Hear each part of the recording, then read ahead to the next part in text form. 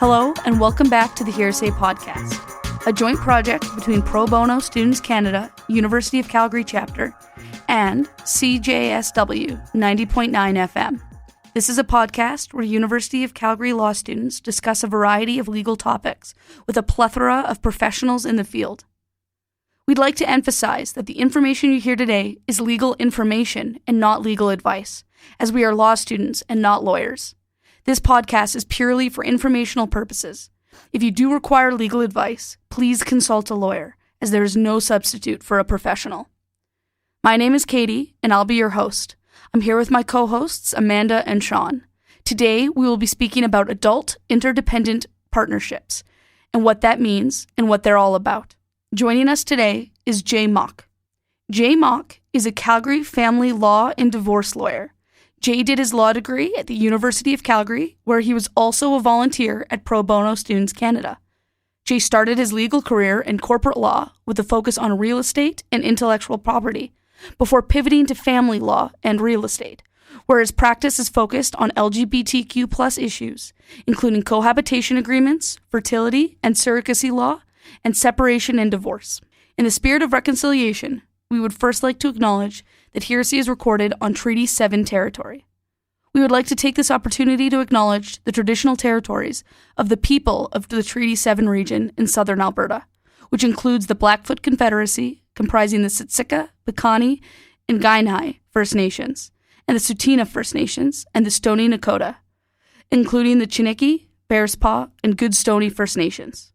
The City of Calgary is also home to Métis Nation of Alberta, Districts 5 and 6. I would also like to note that the University of Calgary is situated on land adjacent to where the Bow River meets the Elbow River, and that the traditional Blackfoot name of this place is Mohkinstsis, which we now call the City of Calgary. Thank you, Jay, for joining us, and welcome back to U of C. We're so thrilled to have you with us today. So, Jay, common law relationships. We've all likely heard this term in movies, news articles, and maybe most often talking with our friends about common law relationships and what people think they are. From a non-legal perspective, so many different things are associated with this idea of common law, but most people likely don't know what that actually means and what legal weight the term has. We're hoping that this episode is going to answer some of these questions. To start then, let's start super general. What is an adult interdependent partnership, or what is more commonly referred to as a common law relationship? Absolutely. So common law is actually confused a lot often by people in terms of adult interdependent partnerships, but they're actually two separate, distinct legal terms and legal ideas. In terms of an adult interdependent partnership, it is a legal type of relationship here in Alberta between two people who are not married. The term adult interdependent partnership or partners comes from the Adult Interdependent Relationships Act. The defining characteristic about this type of relationship is that the parties have a relationship of interdependence. The relationship doesn't have to be romantic. It can be platonic between two friends or even between relatives, such as siblings, provided that the relationship in question meets the qualifications set out in the Act for being an adult interdependent partnership. One thing I do want to note that the common law relationship, common law is actually a term of art when you're discussed in law. They're two very different things, and typically a common law relationship can be established prior to an adult interdependent partnership. So it's important to realize that while the terms are referred to colloquially between people, they're actually two separate things. And the test for them is very different. All right, let's say you've been with someone for a really long time. You decide you want to get involved or join into, make it more formal. What are the specifics of that? So, how do you enter into an AIP? Yeah, so there's a few ways that it can be done. The most common situation that I see is a situation where two people who are in a romantic relationship and have been so for an extended period of time and have either not married yet or are not planning to marry at all. In this situation, we see people living together, having a emotional and sometimes sexual relationship, as well as having economic ties to one another and sharing domestic duties within the household. But as I noted, an adult interdependent partnership can be created even if there's no sexual or romantic relationship. For example, asexual people who have been in a committed relationship with somebody can qualify as an adult interdependent partner if they meet the criteria for having a relationship of interdependence. It's not necessarily connected to that romantic connection. One thing with adult interdependent partnerships, they're not created when two people are living together and one person is performing some type of domestic support or personal care for the other in exchange for money or some type of other consideration. For example, if you have a live-in aide for whatever reason and their room and board is paid for in exchange for caring for the other residents in the house, this would not create an adult interdependent partnership. Another way an adult interdependent partnership can be created is between relatives, either by blood or adoption. But in order for this type of relationship to qualify as an adult interdependent partnership, an agreement needs to be entered between the parties that recognizes the legal status. So who can enter into an AIP and how do you do this? Yeah, so an adult interdependent partnership can be entered in by virtually any two adults or a person over 16. And there are a few ways. One, as I already noted, is an agreement. And this is the only way that an adult interdependent partnership can be entered between relatives. The other way is with two people who have been living together in a relationship of interdependence for a continuous period of at least 3 years. Again, there is a recent case where it says living together is not necessarily a prerequisite. The final way is two people who are in a relationship of some permanence and have a child together either by birth or adoption. So that 3-year period can be shortened if a child is involved. How does someone prove that they're in a relationship of interdependence? Yeah, so under the Act, a relationship of interdependence is defined as a relationship outside of marriage in which two people share one another's lives, are emotionally committed to one another, and function as an economic and domestic unit. A person who is claiming that an adult interdependent partnership exists is the one who has the onus of proving that a relationship of interdependence exists based off the definition of the Act. In the absence of a formal agreement that recognizes that relationship, it's a very fact-specific analysis that requires assessing all of the circumstances of the relationship. And if you have to go to court to argue over this because no agreement is in place, it can be very costly. So it seems like if you go to court and you have to prove that you're in an adult interdependent partnership, then in that scenario, you have to prove that you're in it. But if you don't go to court, do I need to ever prove it? Well, it depends, because usually somebody is claiming to be in an adult interdependent partnership because the relationship has broken down, and they're trying to take advantage of some of the benefits under the Family Property Act and the Family Law Act. So if a relationship comes to an end and the two people just go their separate ways, then no, there's no need to ever prove it. But if a relationship comes to an end and you're trying to make a claim with respect to family property, then yes, a prerequisite of that is showing that you qualify as adult interdependent partners. What are the benefits of entering into an adult interdependent partnership? The benefits is that you receive almost all of the same legal benefits that a married couple would. For example, if you were to end the adult interdependent partnership, you can make a claim for family property just as a married couple would if they were going through the divorce. Similarly, you can also bring a claim for partnership support under the Family Law Act. It's important to note that while you get the same legal benefits, they are under different statutes. So the Divorce Act governs support for married couples, while the Family Law Act governs support for adult interdependent partners, and sometimes spouses are referenced there, but the proper act to go under is the Divorce Act. In Alberta, with respect to family property, with the Family Property Act, it's all under the same one for divorced couples or adult interdependent partners.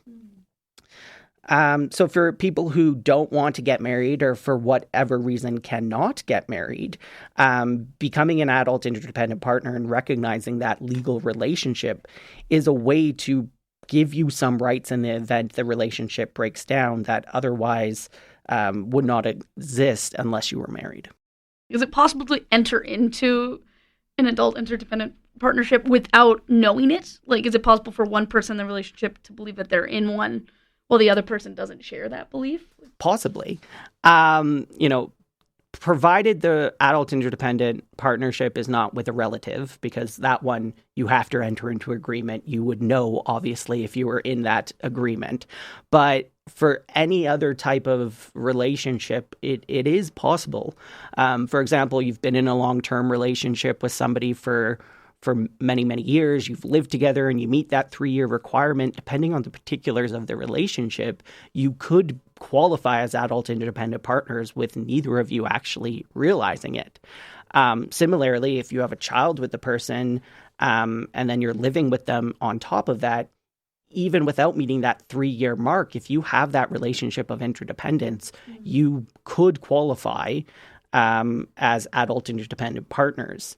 The people's belief to the relationship being an adult interdependent partnership does not have a lot of weight, except when you're considering one of the factors for whether or not the parties function as an economic and domestic unit. One of the factors is whether or not the couple holds themselves out as being in a relationship. So in terms of if one person believes they are in a relationship and the other person says, no, we're more just roommates, if they've consistently held themselves out as that and they're not exclusive and everything they do with that partner and how they present the couple to the world is that of not a relationship of interdependence, that's when their beliefs would have some weight, provided that their conduct match. So, like, you couldn't just pretend, like, I don't know, you couldn't be like, oh, I was totally, like, if you did everything acting like you were in a relationship with someone and then turn around and say, no, we were just friends the entire time, that would also play against them, I'm assuming. Yeah, potentially. Looking at past conduct is the best indicator at law as to future conduct. If the past conduct has always been, we're in a relationship, their parents met them as though it's in a relationship, you bought a house together, you're both on title as joint tenants, and everything you have done shows that you, through your actions, believe there was a relationship. The fact that you are now saying, no, it wasn't that adult interdependent partnership, we were just roommates, is going to have very little weight in the eyes of the court, I would think. It'd be like, oh, but you're in our Christmas photos, Close roommates, I see. Exactly. Yeah, it's one of those things where, because it is such a fact-specific analysis, it can become quite difficult to make it out. And it does rely on, not just the factors that are outlined in the act, but as well as everything else for that individual couple, because every individual couple is unique. And is that why it's so costly to evaluate that in court?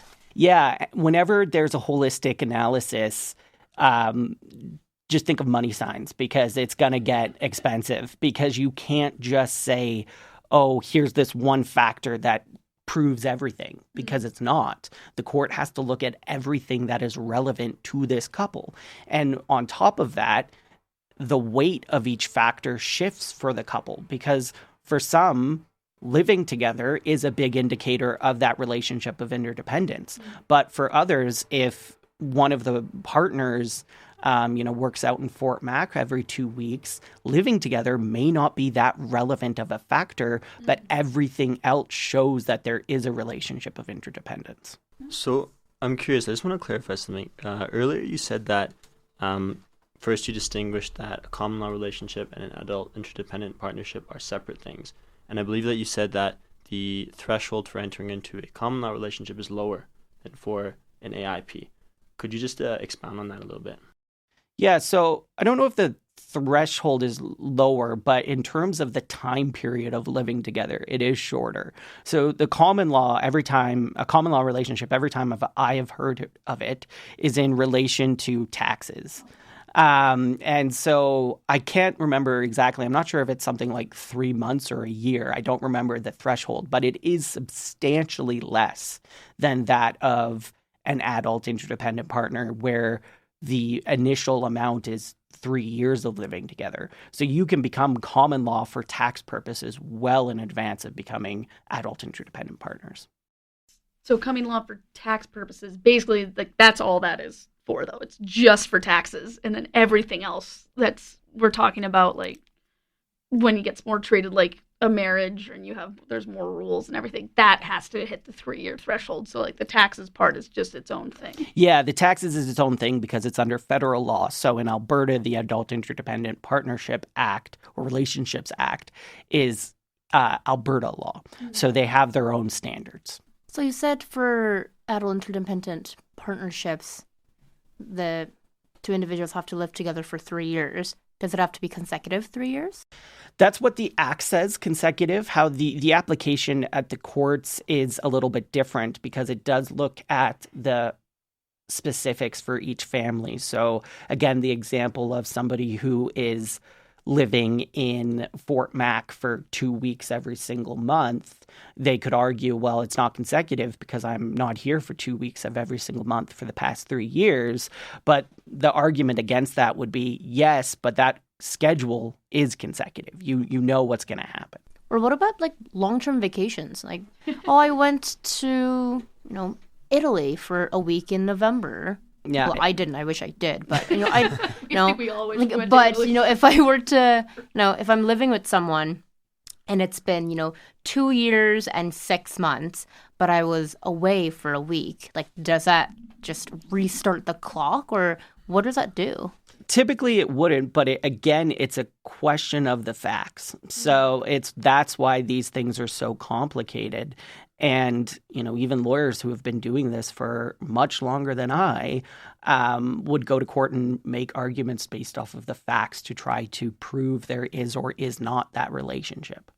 So it's very case specific. Like, it totally depends on the type of relationship you've been in and how it kind of worked out. It's not just a clear-cut answer, basically. It's not a clear-cut answer, and that's why the Act outlines so many factors, but the factors are not an exhaustive list. So it allows people to bring in the additional things beyond those factors to help make their case. So you're now in an adult interdependent partnership. You thought it was going great. As things happen, relationship breaks down, and you now no longer want to be in an adult interdependent partnership. How do you leave one? So it would depend on a few things. There are some formal ways you can go about doing it, but there are also some less formal ways. If you have an agreement stating that you're in an adult interdependent partnership, then a written agreement saying the relationship is over, you don't intend to live together, you want to live separate and apart, and there's no possibility of reconciliation. That would be one option. Provided you do not have an adult interdependent partnership agreement, one way to end it is to simply enter into an adult interdependent partnership agreement with somebody else. So, ghost them, go about that. The other formal way is you can get a declaration of irreconcilability from the courts under the Family Law Act. This is a very formal way because it's through a court process, but that is one option. And then some of the less formal ways is you and your partner just live separate and apart for a year, with one or both of you not intending for the relationship to go forward.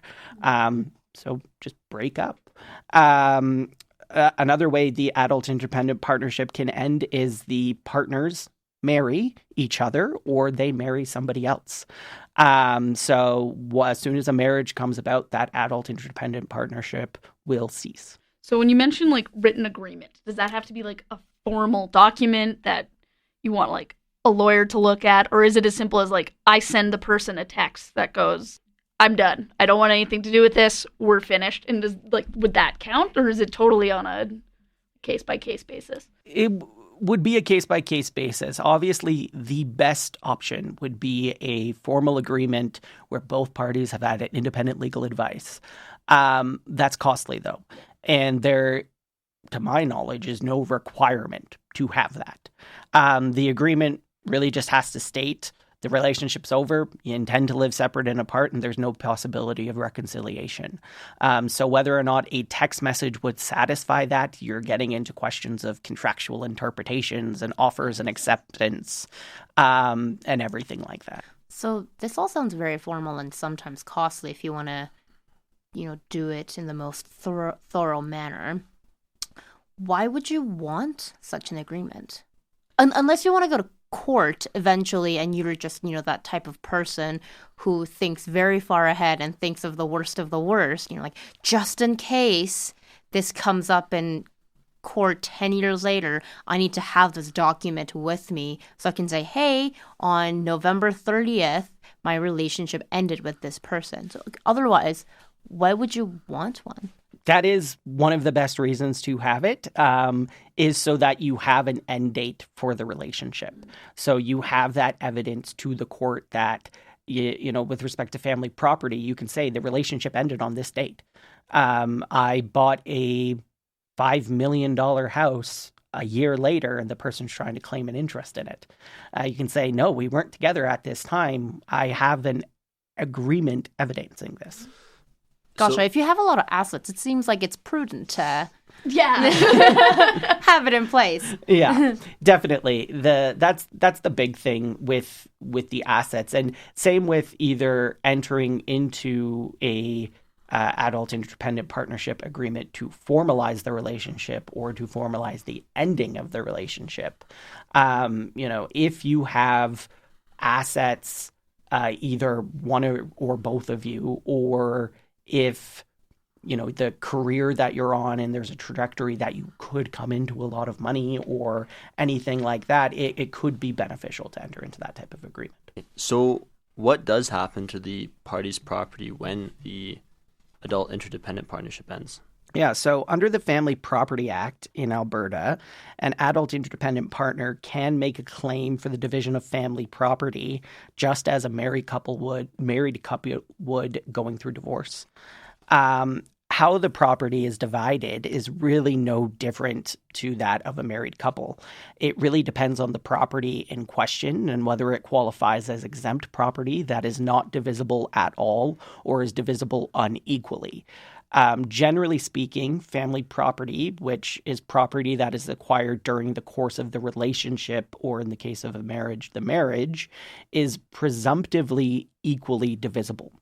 So then you start looking into whether or not there's exemptions. So property that was acquired prior to the start of the relationship, which is why it's nice having an agreement saying when the relationship started.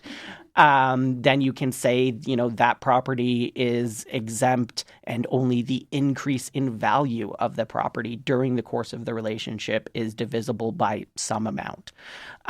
So basically, it's the exact same and it all follows under the Family Property Act. Why would you choose to do an adult interdependent relationship over a marriage? Like, it feels to me like at some point, if you're going to be together for 14 years and you've done all this stuff, like, wouldn't a marriage just be easier in some ways? Potentially. Depending on the relationship, an adult interdependent partnership may be the only option available. For example, if you're wanting to enter into an adult interdependent partnership with a relative, you obviously can't marry your relative, legally. But so depending on the options available, that may be the only choice. Another reason is you may want to enter into an adult interdependent partnership with somebody who is still married but living separate and apart from their spouse. So you can be an adult interdependent partner with somebody who's married, provided that they are not actively married. And so by that, I mean they're married legally, but in terms of how they present themselves, they are separated.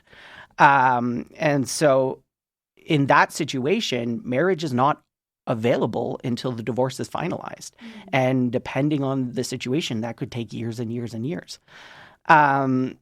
this also then opens a potential claim where you have two family property claims, one between the spouse and one between the former adult interdependent partner. So it's really the practical reasons why you would enter into it. In terms of the legal benefits, to my knowledge, there's no real difference between an adult interdependent partnership and marriage with respect to family law, at least. Under the Family Property Act, it was amended. It was formerly the Matrimonial Property Act, but it's now the Family Property Act, and it's been amended to allow adult interdependent partners to have the same benefits that married spouses have. Similarly, under the Family Law Act, you can claim partnership support, just as a spouse would claim spousal support. There could be differences under the Wills and Successions Act between adult interdependent partners and spouses, and I think there's a couple of provisions in there that recognize different rights for spouses versus adult independent partners, but that's not my area of expertise.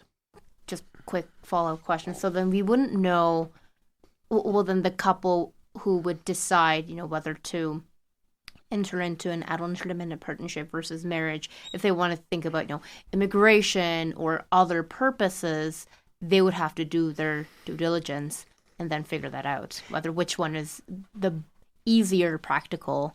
Yeah, it definitely. When you're talking about, immigration and everything like that, yeah, it's definitely outside of my wheelhouse. But yeah, there could definitely be legal differences between the two, why one is more beneficial than the other. Just jumping back a little bit, how is custody of children dealt with when an adult interdependent partnership ends? So in terms of custody for children under adult interdependent partnerships, it would depend on whether or not the partners are each have the legal status of being the parent and guardian of the child. So if both of the partners are the parents of the child, so they're on the birth certificate, or even if they're not on the birth certificate, but they've been recognized as guardians of the child, then custody would be dealt with the same as a married couple. It would just be under a different act. So married couples fall under the Divorce Act, which is federal legislation. Unmarried couples or adult interdependent partners who have children would fall under the Family Law Act. In terms of, the differences between the two acts, they're fairly similar with how they treat children. Custody is all about what's in the best interest of the child. Child support is the right of the child. That's all the same, but there are some differences between a few provisions. For example, in the Divorce Act, there's specific notice requirements with respect to relocation of a child. Under the Family Law Act, there is no specific notice requirements. But generally speaking, it's treated the exact same. It's just the law that you apply is different. Is there something that's not covered in an adult interdependent partnership that would be covered if you got married, or is it basically kind of a one-for-one trade-off?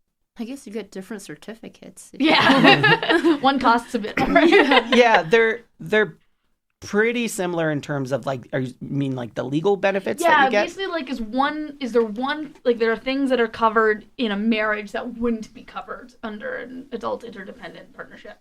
Not entirely. What you get from the two of them in terms of the legal benefits are the same now. Historically, they weren't. Prior to the Family Property Act being put in place, when the Matrimonial Property Act was used, adult interdependent partners didn't have the same rights when it came to the division of property.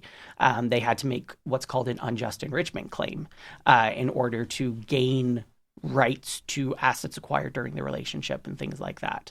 And it was quite a hassle to deal with. But now, with the acts aligning and adult interdependent partners being able to make a claim for family property division, there's not too much different.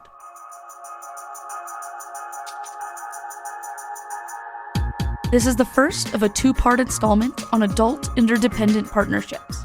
In our next installment, we will dive deeper into AIPs and how they affect members of the LGBTQIA2S+ community. We are proud to present you with legal information, but please remember that this is legal information, not legal advice.